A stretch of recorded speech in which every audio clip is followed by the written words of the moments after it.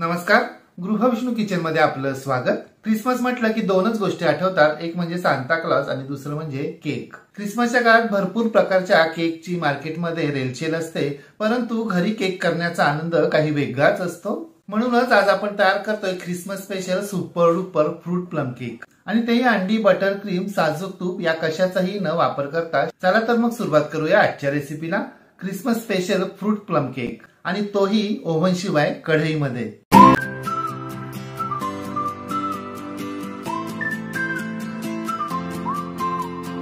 Christmas special eggless fruit plum cake बनवण्यासाठी इथे सर्वप्रथम आपल्याला लागणार आहे बदाम, काजू, अक्रोड, सनफ्लावर सीड्स, मगज बी, काळे मनुके, काळे खजूर, 3 रंगाच्या ट्रुटी फ्रुटी आणि रेड चेरी। याचं प्रमाण किती घ्यायचं याची माहिती डिस्क्रिप्शन बॉक्स मध्ये तर दिली आहेच, शिवाय तुम्ही तुमच्या आवडीप्रमाणे देखील हे प्रमाण वापरू शकता। यातील मगज बी आणि सनफ्लावर सीड्स सारखे एखाद दुसरे जिन्नस तुमच्याकडे नसले तरी चालणार आहे।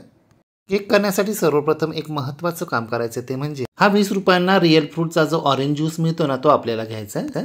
या पॅक मधला सर्व ज्यूस आपल्याला एका बोल मध्ये घालायचा आहे, आणि या ज्यूस मध्ये आपण प्लेट मध्ये कट करून घेतलेले सर्व जिन्नस यामध्ये घालायचे, व्यवस्थित मिक्स करून घ्यायचे, आणि हे सर्व जिन्नस आपल्याला या ज्यूस मध्ये कमीत कमी 2 तास तरी भिजत ठेवायचे, किंवा रात्रभर भिजत ठेवले तर अगदी उत्तमच। परंतु जर मग रात्रभर भिजत ठेवणार असाल तर प्रथम रात्री बाहेरच 1 तास भिजत ठेवायचे आणि नंतर फ्रीज मध्ये ठेवून द्यायचे। परंतु फ्रीज मध्ये ठेवताना त्यावर झाकण नक्की ठेवा, नाहीतर फ्रीज मधल्या इतर पदार्थांचा गंध त्याला लागतो। केक साठी लागणारे सर्व जिन्नस आता आपण ऑरेंज ज्यूस मध्ये भिजत ठेवलेत। केक साठी लागणारं सर्व साहित्य सुद्धा एका ताटामध्ये काढून ठेवले। याचं प्रमाण आपण प्रत्यक्ष केक करताना पाहणार आहोत। आता ज्यामध्ये आपल्याला केक करायचा आहे त्या टीनला आपण तेल लावून घ्यायचंय। तुमच्याकडे अशा प्रकारचा टीन नसेल तरी काहीच हरकत नाही, घरातील कोणत्याही अल्युमिनियमच्या पातेलाचा तुम्ही केकसाठी वापर करू शकता। स्टीलचं पातेलं वापरलं तरी काहीच हरकत नाही, परंतु स्टील लगेच तापतं, त्यामुळे आपलं पातेलं काळं पडतं। आता टीनच्या तळाशी आणि गोलाकार सर्व बाजूंनी आपल्याला बटर पेपर चिकटवून घ्यायचा आहे। आपण टीनला तेल लावलेलं आहे, त्याच्यामुळे बटर पेपर लगेच चिकटतो। तुमच्याकडे बटर पेपर नसेल तर काहीच हरकत नाही, तर बटर पेपर नसेल तर तेल लावलेल्या टीनला तळाशी आणि बाजूला मैदा भुरभुरून घ्यायचा आहे, म्हणजे केक टीनला चिकटणार नाही, सहज सुटेल। आता केक करण्यासाठी सर्वात महत्त्वाचं काम म्हणजे ज्यामध्ये आपण केक बेक करणार आहोत ती कढई आपल्याला मंद आचेवर प्रीहीट करण्यासाठी ठेवायची आहे, आणि कढईच्या मध्यभागी कुकरची जाळी, एखादं स्टँड किंवा एखादी प्लेट ठेवायची आहे, म्हणजे आपल्या केकला डायरेक्ट कढईची उष्णता लागणार नाही आणि तो करपणार नाही। आणि आता या कढईमध्ये आपला टीन ज्याने पूर्णपणे झाकला जाईल असं झाकण ठेवायचं। मी इथे पातेलं ठेवले, तुम्ही प्लेट सुद्धा ठेवू शकता। आता केकसाठी लागणारं साखरेचं कॅरमल सिरप आपण तयार करूया। त्यासाठी एखाद्या गरम पॅनमध्ये आपल्याला पाव कप साखर घालायची, ती व्यवस्थित पसरवून घ्यायची आहे, आणि ही साखर आता आपल्याला मंद आचेवर वितळून घ्यायची आहे। आपल्याला साखर आता अजिबात हलवायची नाहीये, मंद आचेवर ही साखर आपल्याला जवळजवळ 15 मिनिटं अशीच ठेवायची आहे। 15 मिनिटांनी हे पहा अशा प्रकारे साखरेला पाणी सुटेल, मग आपल्याला ही मंद आचेवर हलवून घ्यायची आहे। साखर वितळवताना आपल्याला साखरेमध्ये आत्ता काहीच पाणी घालायचं नाहीये। साखर वितळायला सुरुवात झाल्यानंतर ती स्पॅच्युलाच्या साहाय्याने अशी एकसारखी हलवत राहायची आहे। हे पहा आपली साखर आता पूर्णपणे विरघळली आहे। आता गॅस बंद करायचा, आणि यामध्ये आपण अर्धा कप पाणी घालायचं, परंतु हे अर्धा कप पाणी आपण एकदम घालायचं नाहीये, थोडं थोडं घालायचं आणि अगदी सावकाश घालायचंय, आणि हे पाणी विरघळलेल्या साखरेमध्ये व्यवस्थित एकसारखं मिक्स करत राहायचंय। लक्षात ठेवा, पाणी घालण्या अगोदर आपल्याला गॅस बंद करायचा, अन्यथा हे मिश्रण सगळं बाहेर उडतं, आपल्या अंगावर उडतं। आपली विरघळलेली साखर आणि साधं पाणी अगदी एकजीव झालेलं आहे। आता या मिश्रणाला मंद आचेवर फक्त आपण 2च मिनिटं एक उकळी काढायची आहे आणि गॅस बंद करायचा आहे। आपलं साखरेचं कॅरमल सिरप तयार झालंय। तुम्हाला ही प्रक्रिया खूप अवघड वाटत असेल तरी काहीच हरकत नाही, तुम्ही सरळ अर्धी वाटी पिठी साखर आपल्या मिश्रणामध्ये मिक्स करू शकता, त्यामुळे आपल्या केकला फक्त कॅरमलची चव येणार नाही आणि रंग थोडासा फिक्का येईल, एवढंच। आता एका मिक्सिंग बोलमध्ये पाव कप तेल आणि पाव कप दूध घालायचे। तुम्ही तेलाच्या जागी साजूक तूप किंवा बटर वापरलं तरी काहीच हरकत नाही। आता हे दोन्ही जिन्नस आपल्याला व्यवस्थित फेटून एकजीव करून घ्यायचे, अगदी 2च मिनिटात हे जिन्नस एकजीव होतात। आता या मिश्रणाच्या बोलवर एक चाळणी ठेवायची आहे, आणि यामध्ये 1 कप मैदा घालायचा आहे। कप 200 ml चा आहे, यामध्ये साधारण 150 ग्रॅम इतका मैदा बसतो। 2 टेबलस्पून मिल्क पावडर घालायची, तुम्हाला नसेल घालायची तरी काहीच हरकत नाही, पण यामुळे चव खूप छान येते। वेलची, जायफळ, लवंग, दालचिनी यांची प्रत्येकी अर्धा टीस्पून पावडर यामध्ये घालायची। यामध्ये एक वेळ जायफळ, वेलची नसली तरी चालेल, परंतु लवंग आणि दालचिनी यांची पावडर अगदी आवश्यक आहे, यामुळे चव खूप छान आणि वेगळी येते। जर तुमच्याकडे सुंठ पावडर उपलब्ध असेल तर ती नक्की वापरा। आता यामध्ये 1 टीस्पून बेकिंग पावडर आणि अर्धा टीस्पून बेकिंग सोडा म्हणजे खाण्याचा सोडा घालायचा आहे आणि आता हे सर्व जिन्नस आपल्याला चाळून घ्यायचे। तेल आणि दुधाच्या मिश्रणामध्ये चाळलेले हे जिन्नस आपल्याला चमच्याच्या सहाय्याने व्यवस्थित मिक्स करून घ्यायचे।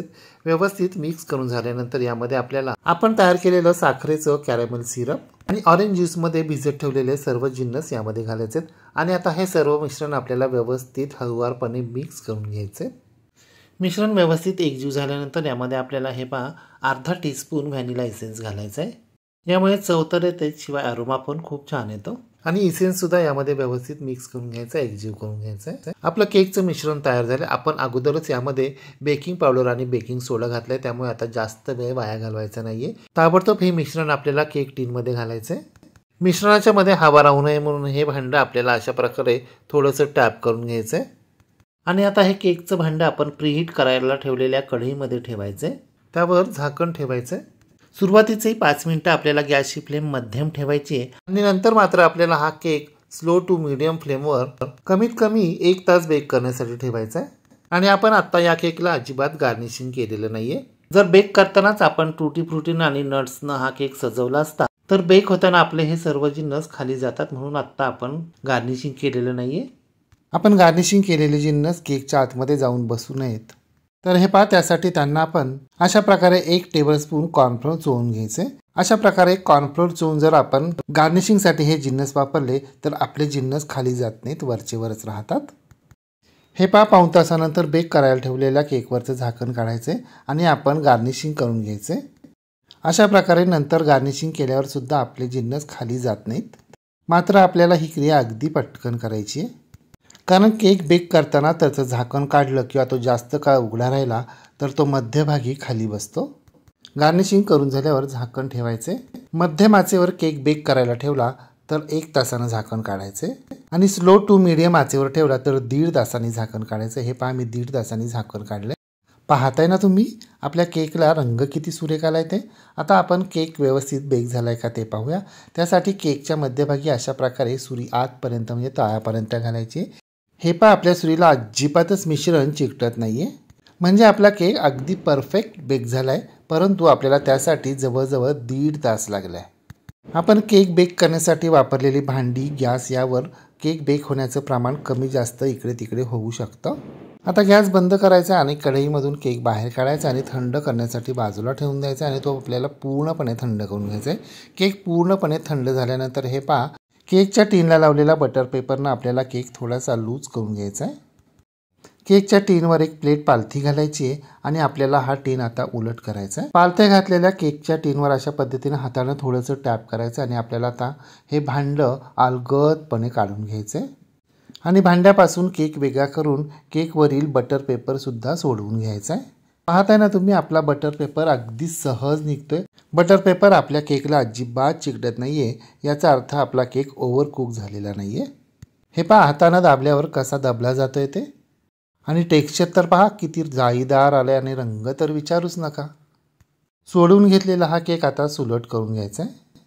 पहा बरं आपल्या केकला जाळी किती मस्त सुटली आहे आणि येलो ब्राऊन कॉम्बिनेशन सुद्धा किती मस्त दिसतंय आणि ड्रायफ्रुट्स कॉर्नफ्लोअरमध्ये घोळवून घेतल्यानं ते दबले सुद्धा गेले नाहीये। टूटी फ्रुटी, काजू, मनुके यांनी केकला कसा उठाव आलाय पहा। आता आपण हा केक कट करून पाहूया। पहा बरं किती सहज कट होतोय ते आणि आतमधून सुद्धा किती जाळीदार झालाय पहा। वाटतोय ना फ्रूट केक। आता मी थोडासा तुम्हाला प्रेस करून दाखवतो। झालाय की नाही सॉफ्ट, स्पंजी, जाळीदार, मऊ, लुसलुशीत, colourful Christmas special fruit plum cake. तुम्ही सुद्धा येत्या 31 डिसेंबरपर्यंत ख्रिसमसच्या या आठवड्यात एकदा तरी हा फ्रूट प्लम केक करून पहा व कसा झाला ते कमेंट बॉक्समध्ये मला नक्की सांगा। रेसिपी आवडल्यास लाईक, शेअर, कमेंट करायला विसरू नका। आणि हो, तुम्ही जर अजूनही गृहविष्णू किचन चॅनलला सबस्क्राईब केलं नसेल तर प्लीज नक्की सबस्क्राईब करा। शेजारील बेल आयकॉनवर प्रेस करा, म्हणजे माझ्या नवनवीन रेसिपींचे नोटिफिकेशन तुमच्या मोबाईलवर येतील। पुन्हा भेटूया अशाच एका नवीन रेसिपीसह। तोपर्यंत नमस्कार व रेसिपी शेवटपर्यंत पाहिल्याबद्दल धन्यवाद।